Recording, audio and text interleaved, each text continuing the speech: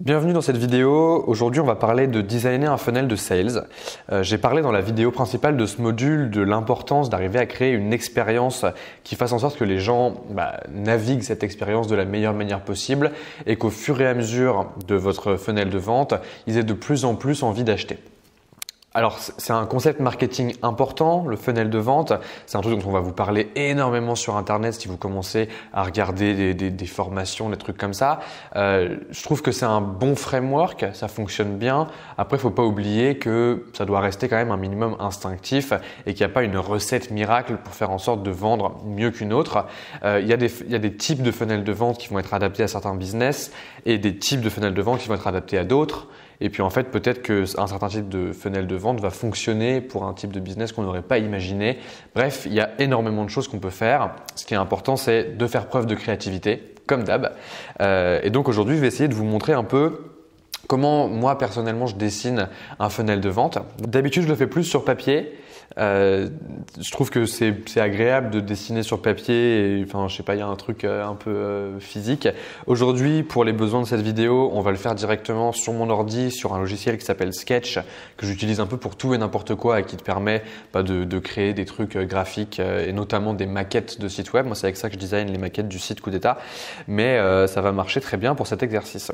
Donc, l'idée dans cette vidéo pratique, c'est de vraiment vous faire prendre conscience de l'importance de vous poser sur votre bureau à un moment et de vous poser la question de par quelles étapes les gens vont passer une fois que mon canal d'acquisition est mis en place jusqu'au moment où ils vont acheter.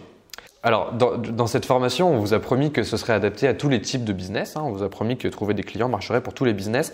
Ici, je vais prendre un exemple d'une formation e-commerce et je vais vous montrer comment y réfléchir pour le décliner en fonction de votre type de business et ce que vous estimez être le plus pertinent pour vous.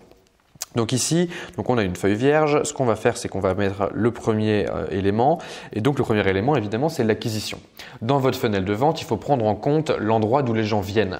L'endroit d'où les gens viennent, si on reprend la métaphore de l'autoroute dont je parle dans la vidéo principale, c'est vraiment genre, ok, les gens, étant donné qu'ils prennent la sortie d'autoroute de votre canal d'acquisition que vous avez mis en place, cette question, elle est fondamentale. C'est quelle est la situation initiale de mon utilisateur, de mon lead, de mon client?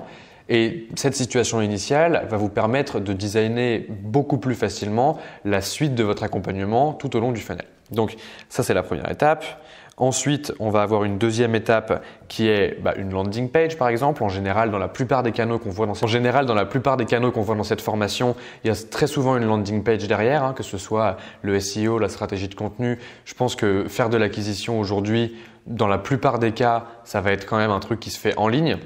Avoir une présence en ligne, c'est essentiel. Avoir travaillé cette présence en ligne, c'est très important.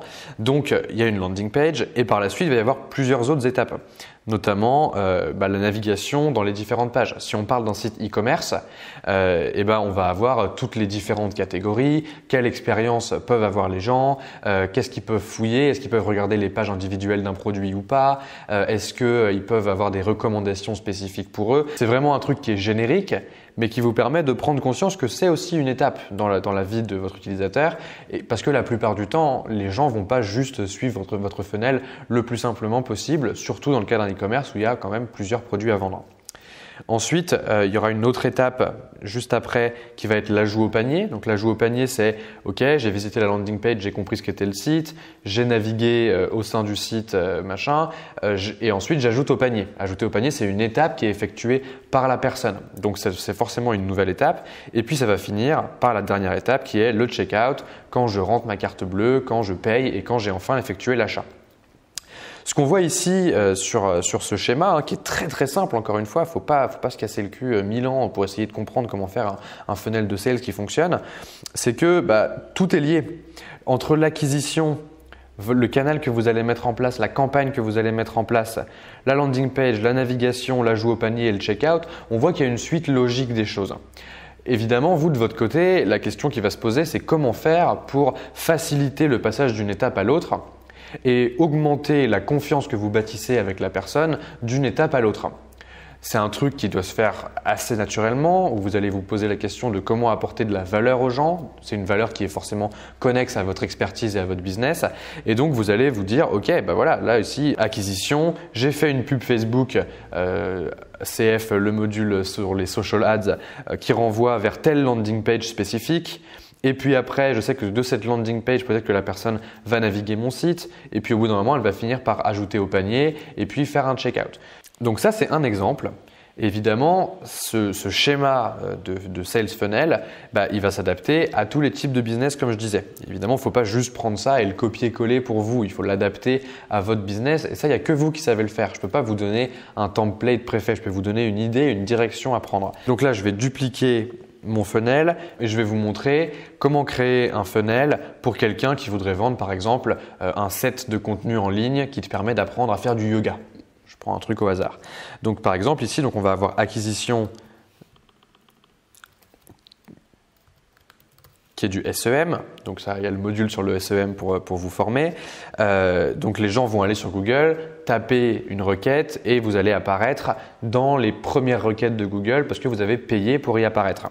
Donc ça, c'est votre canal d'acquisition et votre canal d'acquisition, il doit forcément renvoyer vers une expérience. Et c'est là que vous avez l'opportunité d'être créatif, encore une fois, très très créatif, dans le sens où vous pouvez faire évidemment une landing page où vous allez dire voilà, j'ai une landing page qui va renvoyer directement vers mon produit, les gens vont lire la landing page et l'acheter. Auquel cas, vous allez pouvoir supprimer ces étapes-là. Tac.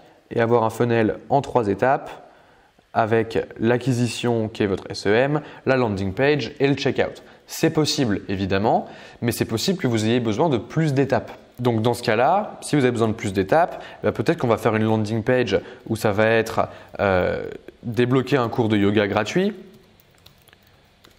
où les gens vont pouvoir recevoir par email une vidéo que vous leur envoyez. Donc là, on parle d'email marketing, c'est un module aussi dans la formation. Mais ils vont recevoir ce cours de yoga gratuit. Et donc là, derrière, ce que vous allez faire, c'est qu'une fois qu'ils ont reçu le cours de yoga gratuit, vous allez continuer à discuter avec eux, par exemple avec de l'email marketing. Et donc, vous allez essayer de les enrichir et de leur apporter de la valeur. Apporter de la valeur avec les gens, c'est une très bonne manière de construire de la confiance. Les gens, en général, à moins que vous soyez déjà une gigantesque boîte qui a une légitimité, ils ne vous connaissent pas, ils ne savent pas qui vous êtes. Alors, si vous avez un canal d'acquisition au début qui est de la stratégie de contenu, les gens vont vous connaître mieux, évidemment. Mais si jamais vous avez de l'acquisition qui est du SEM, comme dans ce cas-là, les gens, il y a de fortes chances pour qu'ils ne vous connaissent pas du tout. Auquel cas, leur envoyer une chaîne d'email qui va leur envoyer des tutos, des astuces pour faire du yoga, etc. Ça va vous permettre de leur apporter de la valeur et de bâtir de la confiance avec eux. Et puis derrière, à la fin, vous allez les renvoyer vers une autre landing page pour l'achat de votre produit payant. Et cette landing page-là, les gens vont la lire et puis ils vont finir par acheter. Ce qui est intéressant, c'est que dans tout ça, on peut rajouter évidemment plein d'étapes. On peut utiliser d'autres outils, donc on peut se servir de tous les canaux d'acquisition existants.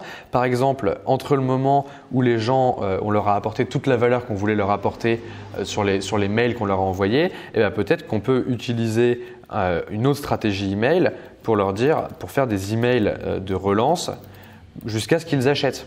Auquel cas, on va avoir un vrai usage de l'email marketing pour améliorer la conversion qu'on va avoir entre la landing page achat produit et le checkout. C'est vrai pour l'email marketing qui est un des canaux d'acquisition que je présente dans cette formation, mais c'est vrai pour d'autres canaux aussi. Par exemple, si ici à cet endroit-là, je peux faire un email de relance, ça peut vouloir dire aussi que je pourrais faire une Facebook ad. Donc vous allez voir dans le module sur les Facebook Ads qu'on peut utiliser les pubs Facebook pour retargeter des gens qui ont fait certaines actions dans votre funnel de sales grâce au pixel Facebook. Je vous laisse regarder ça un peu plus tard si ce n'est pas déjà fait. Et en fait, peut-être qu'ici, vous allez pouvoir faire du retargeting Facebook. Et donc les gens sur Facebook vont voir votre pub et ils vont se dire bon ok, maintenant avec toute l'info que j'ai reçue, la valeur que j'ai reçue, peut-être que ça va être le dernier truc qui va les pousser à l'achat. Et en fait, tout au long de votre chaîne de valeur comme ça, tout au long de votre chaîne de votre sales funnel, vous allez pouvoir inclure d'autres éléments, des éléments de canaux d'acquisition, des éléments d'email, faire vos pages d'une meilleure manière, etc., etc. Votre sales funnel, vous le dessinez et vous n'hésitez pas à le modifier.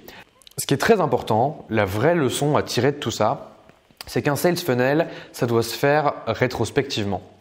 Là aujourd'hui, je regarde en arrière et je vous dis voilà, moi sur mes 15 ans d'entrepreneuriat, j'ai pu comprendre comment faire un sales funnel qui fonctionne. Donc si tu fais une dernière étape de ton sales funnel et que tu fais une pub Facebook en retargeting, les gens vont avoir une meilleure tendance à acheter. Cool. Le problème de ça, c'est que c'est évidemment rétrospectif. C'est un truc que j'ai appris empiriquement sur un type de business assez spécifique parce que j'ai lancé des types de business qui étaient quand même assez connexes dans ma vie et donc j'ai pas toutes les clés. Je peux pas vous dire dans votre situation, ce truc-là va marcher. Pour avoir cette réponse-là, dans votre situation, cette question va marcher, je fais des guillemets avec mes doigts comme ça, en fait, il va falloir tester. Et tester, ça implique de dessiner un funnel de sales régulièrement et de le faire de la manière le plus simple possible pour pouvoir l'implémenter. L'avantage, c'est que, donc là je suis dans Sketch, ça tombe assez bien, c'est que peut-être que ici vous avez votre funnel de sales qui est ça, il va peut-être vous falloir une semaine de travail très intense pour le mettre en place. À la fin de la semaine, vous allez pouvoir commencer à observer les résultats de ces trucs-là. Vous allez pouvoir mesurer les différents canaux d'acquisition, mesurer les différents taux de conversion qu'il va y avoir sur les différentes pages que vous avez, etc. etc.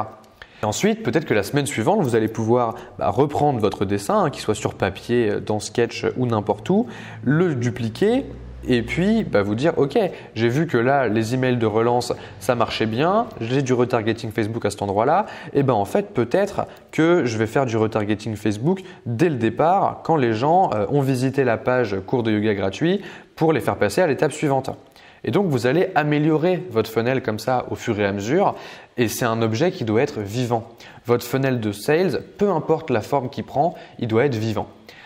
Alors là, je parle de sales. Évidemment, tout ça, c'est un truc très générique, mais qui vous permet vraiment de prendre du recul. Donc, ce que je vais vous inviter à faire, si c'est la première fois que vous regardez cette vidéo, ce que je vais vous inviter à faire, c'est vous poser et dessiner l'expérience que vous imaginez du canal d'acquisition jusqu'au checkout, jusqu'au moment où les gens achètent votre produit ou utilisent votre produit en fonction de ce que vous êtes en train de créer.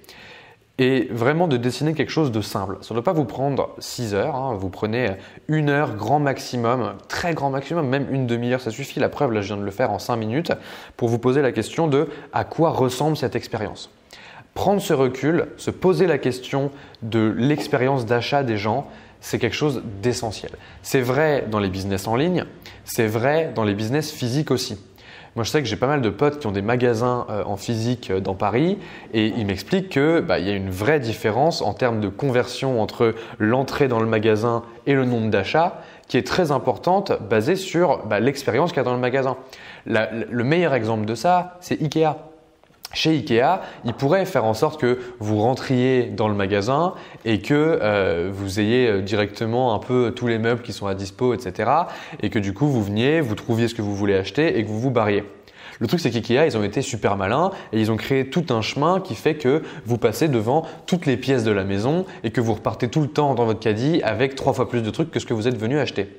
Certains crieront à la manipulation mentale et au hack de notre cerveau et que c'est utiliser la psychologie des gens pour les faire acheter plus. C'est vrai, mais c'est aussi un moyen de créer une expérience sympathique. Genre aller chez Ikea, c'est cool. Genre moi j'adore, j'y passe beaucoup de temps et j'aime bien voir qu'ils ont créé quelque chose qui est pertinent pour moi. Je pense que chez Coup d'État, on essaye de vous donner les clés pour prendre le recul sur ces éléments-là et pour que vous puissiez les mettre en place chez vous. Si vous prenez ce recul régulièrement et que vous regardez ça avec le fameux œil du créateur dont je parle assez régulièrement, je fais encore des guillemets avec les doigts, si vous prenez ce recul du créateur et que vous vous demandez à chaque fois que vous vivez une expérience d'achat, qu'est-ce qui vous a plu et qu'est-ce qui vous a pas plu, vous pourrez vous inspirer de ces expériences-là et les mettre en place pour votre propre business. Créer un funnel de sales, c'est designer une expérience. J'insiste, ça ne doit pas prendre énormément de temps. Vous devez prendre du temps sur faire en sorte que l'expérience en elle-même soit bien. Donc, c'est de l'exécution pure. C'est très simple à faire, ça va vite et c'est la seule manière d'arriver à faire en sorte que vos canaux d'acquisition marchent. Il n'y a pas moyen de trouver des clients en faisant que de l'acquisition. Vous êtes obligé de designer l'expérience qui fonctionne derrière. J'espère que ça vous aura donné les clés pour vous y mettre. En tout cas, bon courage. Ciao.